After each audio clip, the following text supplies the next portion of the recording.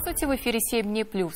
Уличные музыканты, кто они, профессионалы или любители, почему талантливые артисты выходят выступать на улицу, сегодня нам расскажет музыкант Константин Игнатов, человек, который, можно сказать, уже стал народным достоянием города практически. Здравствуйте. Здравствуйте. Константин, ну вот расскажите немного о себе, прежде чем мы приступим. Может быть, не все вас знают, немножко биографии. Как вы стали заниматься музыкой? Ну, музыка пришла в мою жизнь достаточно поздно. В 17 лет я впервые взял в руки гитару. Это было в родном Магнитогорске, Челябинская область. На улицу я вышел играть, наверное, в 23, в 24. Ну, в Челябинске, не здесь. Впервые в Челябинске и в Магнитогорске, да. Вот в Челябинске я учился на тот момент заочно, в Магнитогорске жил, соответственно. И выходил играть в парке. Это был такой первый опыт. Поэтому вот музыкой...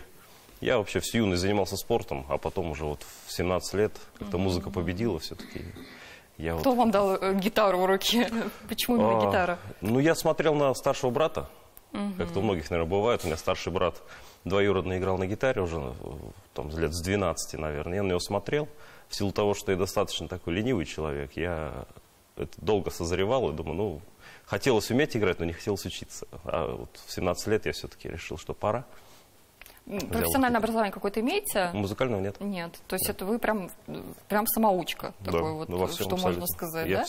все на слух. Все. Ага. Ну вот вы вышли на улицы города Челябинска сначала, потом уже переехали, видимо, в Казань, да, я так правильно понимаю? А почему вообще вы решили выйти на улицу? И как это, кстати, произошло? Это после того, как вы уже стали выступать как артист? Или вы начали с улицы, а потом уже стали артистом? Нет, сначала у меня есть свои песни, я сначала с ними выходил на какие-то маленькие площадки города Магнитогорска родного. А улица появилась в моей жизни, ну, скажем так, спонтанно во многом, потому что, когда я учился в Челябинске, я любил прогуливаться там есть улица Кирова, это аналог Баумана, чуть такой в миниатюре, Кировка в народе. И там играл музыкант, он собирал там 10-15 человек, вокруг него стояли, радовались, как мне понравилась обстановка, вся вот эта атмосфера, что я решил, почему мне не попробовать. Вроде петь умею, играть умею.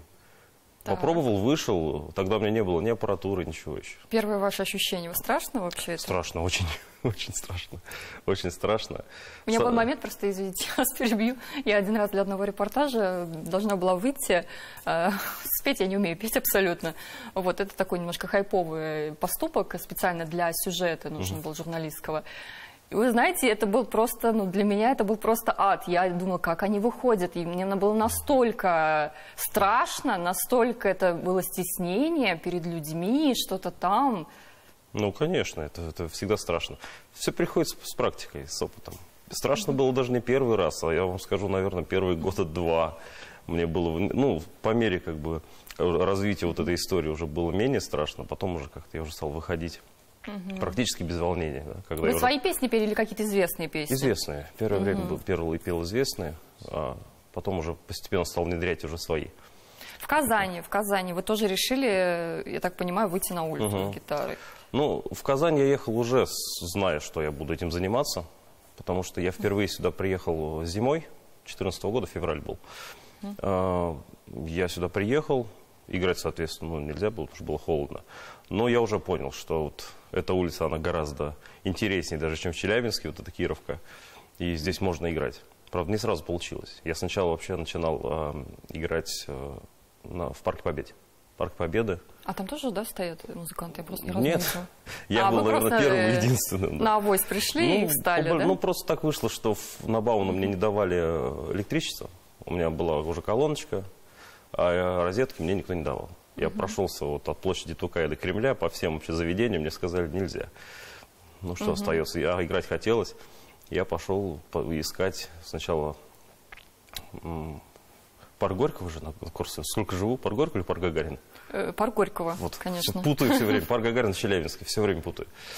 Вот, в парк Горького сначала приехал, там тоже не нашел. И в итоге вот в Парке Победы мне добрая женщина, которая продавала хот-доги, дала розетку. Сказала, играй на здоровье. И я играл там, под крылом самолета. Стоял, пел. Был. Ну вот никогда не было ощущения, что это какой-то вот удел начинающих артистов, а вы все-таки уже где-то выступали и как-то, вот стоите на холоде, на жаре. Ну, это ж потом уже пришло все. То, что именно я стал музыкантам, скажем так, более уверенным в себе, да, участникам там, фестивалей различных, там, «Нашествие», «Грушинский». Это уже все позже пришло. Начинал-то я как раз-таки как музыкант, которого никого не знает. То есть улица все-таки помогла вам или нет? Или это уже как подспутно, да? Помогла, очень помогла. Помогла, да? Конечно. Музыка это, именно уличная музыка, уличный концерт, это огромный вообще такой опыт, во-первых, да, общения с публикой. То есть первая такая обширная, большая публика у меня началась именно на Баумана. Начали собираться люди в количестве там 200-300 человек по вечерам, там 400, бывало, да. Слушайте, ну нельзя ли сказать, что улица даже дает, может быть, какую-то некую большую популярность, чем работа на мероприятиях и в каких-то ДК, концертных залах? Я думаю, да. На начальном этапе, я думаю, да, это очень хорошая площадка для этого, потому что был случай, я ездил со своими песнями по городам, ну, с такими маленькими концертами, там на 20, 30, 50 человек максимум. И я приехал, по-моему, в 2019 году в Белгород, то есть это, ну, край страны вообще. И там пришли на концерт люди, на мои песни уже, слушать мои песни, а они меня услышали на Баумана в Казани. То есть, понимаете, да, насколько это... Вот, мало того, что в казанские люди, кто живут здесь уже давным-давно и ходят, там, слушать меня там каждый день или там несколько раз в неделю. Плюс к этому еще и это же туристический поток огромный. Да, да, да. То есть со всех годом уголков, да, из Байкала в этом году приезжали, и откуда только не было людей. Но сейчас вы уже состоявшийся артист, но вы почему-то все равно продолжаете выступать на улице. Почему? Она так и манит, эта атмосфера, какая-то другая аура, что... Да, вот честно скажу. Я не играю, допустим, уезжаю, когда отдыхать там, домой в Магнитогорск, или просто вообще отдыхать от музыки. Я гитару в руки когда не беру, там месяц, например. И меня тянет, вот именно вот на Баумана меня очень тянет, потому что, ну, там своя атмосфера, там как-то там хорошо. Ну, расскажите про особенности вообще работы на улице, скажем так. Ну, погода, да, прохожие, может быть, я не знаю, бывают же и разные. Да, разные всякие. Да. Интересные случаи, может, какие-то есть у вас в копилочке? Ну, с погодой, да, тут лайфхаки есть какие-то есть? Проблема. Да нет никаких лайфхаков, на самом деле. Не замерзнуть? Нет, все, это привычка, только практика и привычка. Любой человек, который выйдет играть, там, не подготовленный, он замерзнет на первой песне. То есть мне уже, нужно несколько песен, чтобы так замерзнуть. То есть, уже привык. Вот. Ну, не разогревались-то? Нет, я... Такого не делаете, да? Только чай и кофе. Я сторонник того, чтобы играть с чисто трезвой головой. То есть я не люблю это все. Вот. И... О чем был вопрос еще? Да, может быть, интересные случаи, да, какие-то с прохожими? Был случай один очень хороший. Это был 2020 год, посткарантинный, вот это посткарантинное лето.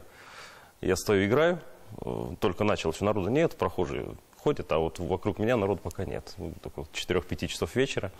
Стою, значит, играю, стоят два мужчины поодаль, стоят, меня слушают. Одну песню, вторую, такие в возрасте, лет так, 50, может, 55. Ну, обычный случай, казалось бы. Значит, заканчиваю песню, подходят. Один из них снимает очки, говорит: здравствуйте, я Юрий Гальцев. Да, там, как это называется, художественный руководитель театра, не помню какого. В общем, да, Юрий Гальцев подошел, взял мне гитару, у меня даже видео где-то есть. Да вы что? Да, он взял мне гитару, спел песню, собрал моментально, там очень много людей.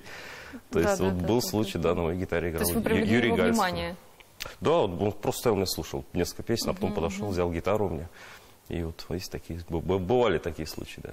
Вот это самый, наверное, яркий такой.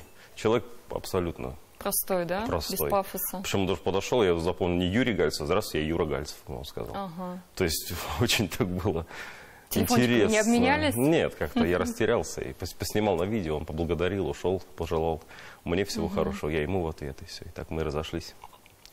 Ну, как-то аудитория отличается, допустим, от уличной аудитории, или вот аудитория, которая конкретно приходит на вас, допустим, да, или на какой-то концерт, где конкретно они приходят на музыку, да, и просто люди, которые проходят мимо, не всегда, наверное, их внимание включено, когда они слышат.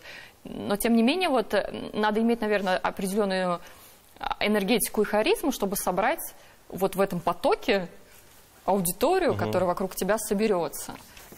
Ну вот, конечно, публика на улице, она специфична вот именно вот в этом плане, потому что они же вообще не планировали на какой концерт приходить, они шли гулять.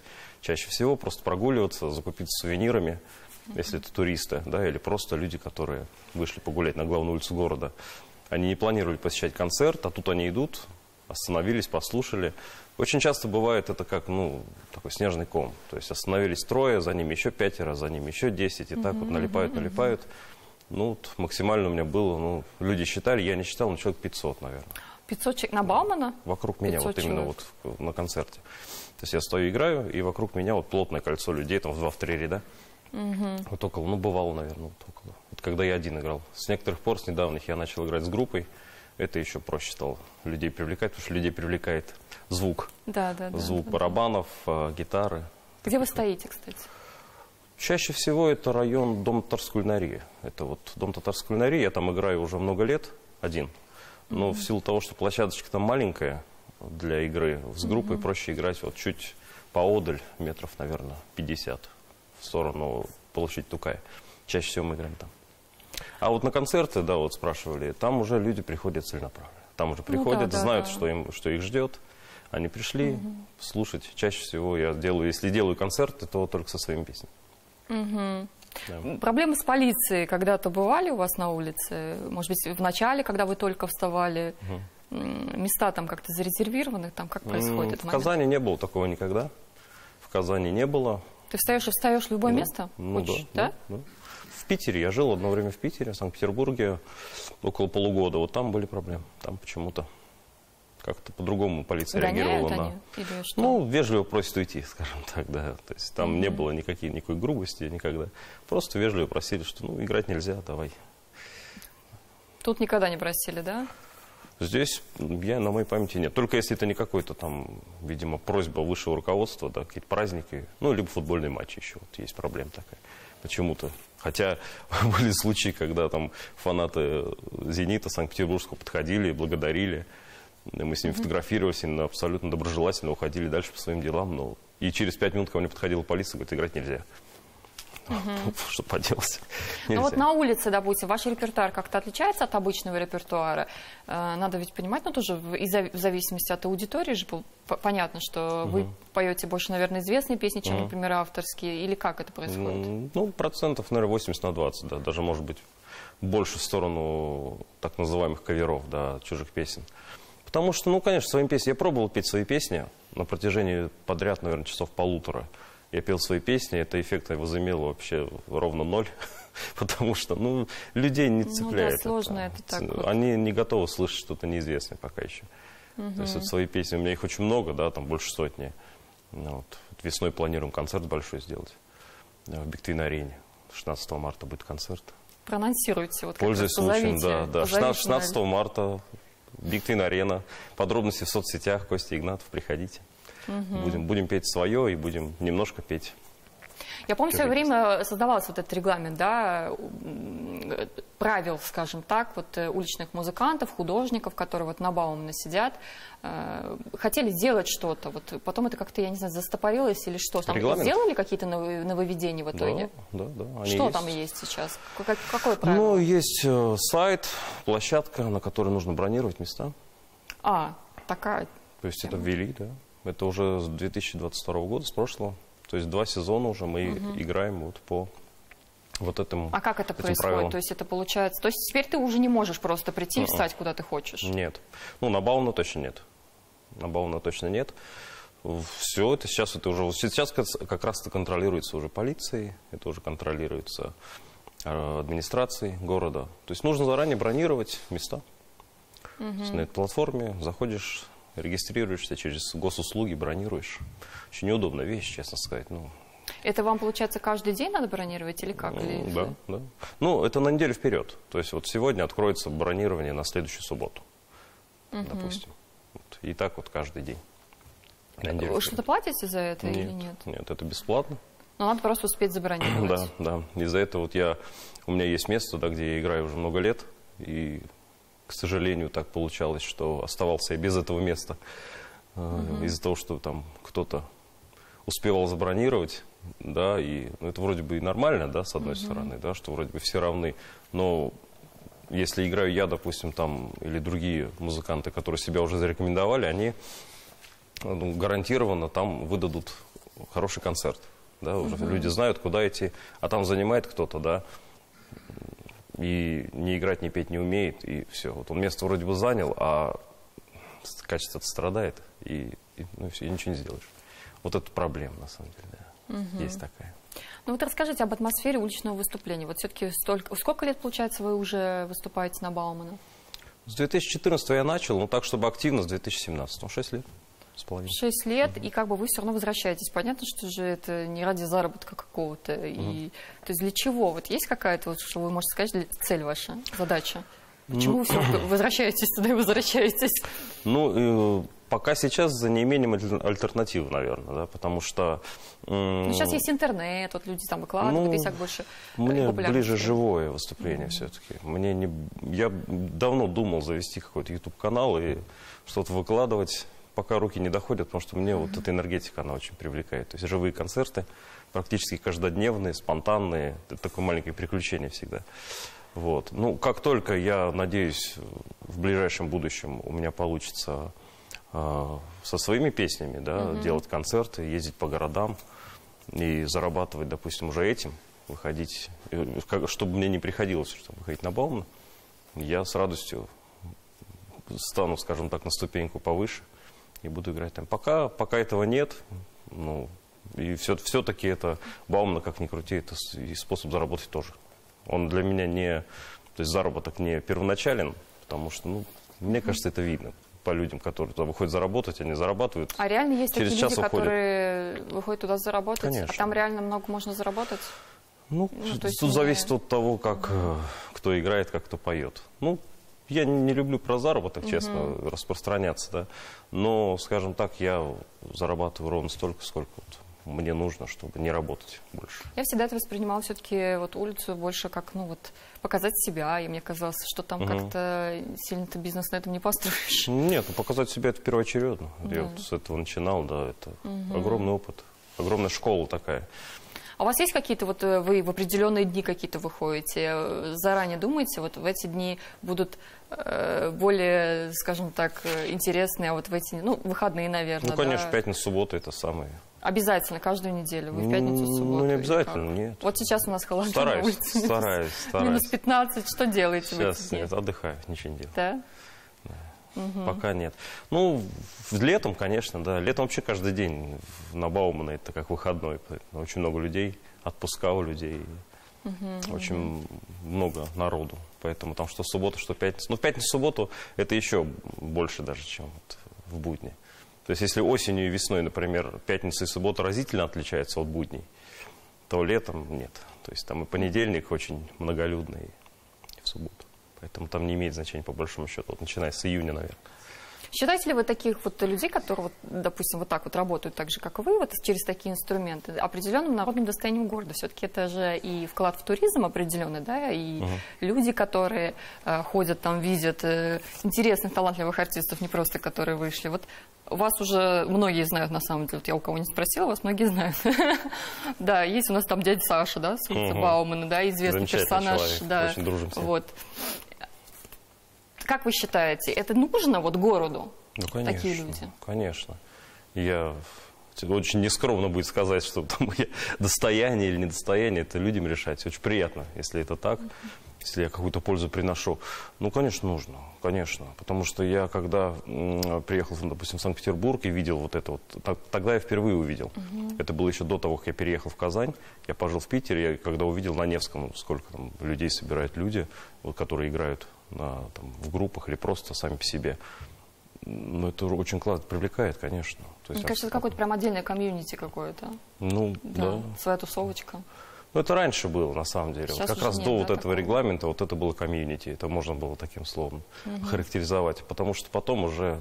Немножко в бизнес превратили. Уже появилось очень много людей, которые не очень вписываются вот в эту концепцию. Они вот выходят, заработали, ушли. То есть очень много детей, детей, которых кстати, там да. эксплуатируют. Вы осуждаете, да, это? Ну, я не понимаю. Я никогда не думала, это что кто-то их уводит? Это родители, которые баяне там, я видела, вытаскивают людей. Ну, есть и среди них те, которые, видно, что они занимаются с удовольствием этим, да, дети выходят на час, на два, там кто-то с дедушкой, один саксофонист выходит, Он его там хвалит, и они уходят, там есть мороженое, ну, грубо говоря. Ну, понятно. А есть те, которые, ну, там, с часу дня и до 10 вечера, они с точки на точку бегают с этим баяном, их жалко прям. У него каникулы в разгаре, все лето бегал с утра до вечера с этим. Ну, я не думаю, что он деньги для себя зарабатывал, ну, честно. У меня вот такое ощущение. Потому что, ну, не то, чтобы осуждаю, я не понимаю просто. Ну, зачем? Я просто никогда не Он же этот баян уже ненавидит, просто... скорее всего. Да. Просто, ну, да. он вырастет и просто не будет ненавидеть баян. Поэтому непонятно. Выходцы из музыкальной школы решили уже там... Вот, и вот это вот сейчас этого очень много. А тогда вот раньше, до введения регламента, был комьюнити, да, была такая тусовка классная. Все друг друга знали, все знали, где кто играет. Все друг к другу с взаимоуважением. И все было замечательно. Вот сейчас это, к сожалению, не так. Ну вот где еще можно вас встретить, помимо улицы Баумана? Расскажите. Над чем вы работаете сейчас? У меня уже пару, наверное, лет лежит альбом со своими песнями, пылится. Я его все пытаюсь выпустить. Хочется выпустить так, чтобы его услышали. Чтобы его... как-то он не в холостую. Я сейчас не знаю, когда он выйдет пока еще. Я очень надеюсь, что до концерта большого он выйдет. Еще раз, если можно, проанонсирую. В каком жанре примерно вы пишете? Рок-музыка. Это все, что я люблю, да. все, что я пою на Баумана, это отечественная рок-музыка. То есть это все вот, начиная с 80-х годов, то есть там Кино, ДДТ и прочие группы, и заканчивая там нулевыми. Все вот это я люблю, на чем я рос, на чем я учился играть на гитаре. И, соответственно, и мои песни, они на этом построен. То есть это я отовсюду понемножку нахватался. Кого в основном исполняете? Если каких-то артистов, то кого вы в основном исполняете? Самое любимое? Самое любимое, ну, наверное, Сплин. Сплин, Кино, ДДТ, вот эти вот. А народ что больше любит? Да, то же самое примерно. Да? Плюс-минус, да. Каждый день, я почему люблю еще уличные концерты, это каждый день непонятно, что, в какую сторону качнется вообще концерт, куда он пойдет. Потому что у меня никогда не было заготовленного какого-то уже плана. То есть я вот выйду и буду петь вот эту песню, потом вот эту, этого никогда нет. Есть пара-тройка песен, с которых я начинаю, чтобы распеться, чтобы мне было вот комфортно. А уже потом, очень часто я вообще играю по заявкам. То есть вот люди стоят, и я им прям напрямую говорю: друзья, давайте, что вы хотите услышать? Можете прям подходить, спрашивать. И я вот на основе их вот этих предпочтений... Что обычно просят? Очень часто кино. Вот сейчас, в этом году, вышел сериал о группе «Король и Шут». И очень часто стали просить «Король и Шут». Да. То есть, ну, вот есть такие, да, сезонные какие-то предпочтения у людей. То есть выйдет какой-нибудь сериал там, да, или вот группа «Кино», например, они снова там собрались, играют там с голограммой Цоя и стали чаще просить Цоя. То есть, ну, это бывает. Да. А так, в основном, все, в принципе, много лет одно и то же. То есть я никогда не пел то, что модно, например, да, вот в данную. Я никогда не пел вот эти современные песни, просто не мое. Я их не люблю. Просто вот, а зачем петь то, что не любишь? Это же чувствуется. Люди чувствуют очень хорошо. Ну, у вас сколько, вот, получается, сборник, который выходит, да, вот этот диск, как правильно он называется? Ну, альбом, да, сейчас да. уже. Сколько песен? 10 песен, все мои, да. Да, рок-музыка, русская рок-музыка с обилием различных там текстовых каких-то. То есть пока даты нет? Мы пока ждем, да, смотрим ваши соцсети. И... Да. Точно будет концерт 16 марта. 16 марта в Биг Твин-арене. Будет большой концерт с группой, мы будем играть, полноценный большой концерт. Да. Там будет почти все мы будем петь свои песни. Ну, смотрите, да, напоследок я хочу вас попросить, да, все-таки мы не можем вас отпустить без того, чтобы вы, да, не сыграли для нас. Я заранее прощаюсь с телезрителями. С радостью. Давайте. Песня называется «Доброе утро», она также будет в этом альбоме. Я спою, наверное, последний куплет и припев. Ночь морозная, ночь сердитая, дураком улыбаюсь, дай ты улыбнись. Урал, батюшка, Волга, матушка, где ты поешь, мой друг, отзовись. Та-ра-рай, доброе утро.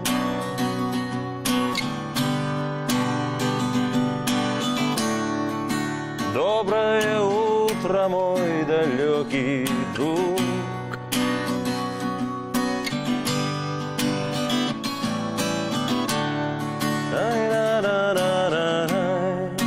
Доброе утро.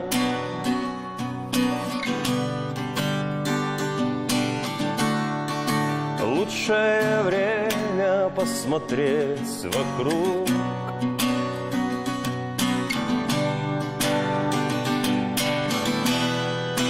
Новая строчка, рассвет запятую выводит пером. Доброе утро, время творить добро. Спасибо, что вы пришли к нам сегодня. Спасибо вам, Классно, что правда. позвали. Спасибо, спасибо. Спасибо телезрителям. Прекрасная песня. У вас удивительный голос, кстати, для Спасибо. непрофессионала. Спасибо. Спасибо, что пришли. Спасибо телезрителям, что были с нами. И до свидания. Всего доброго.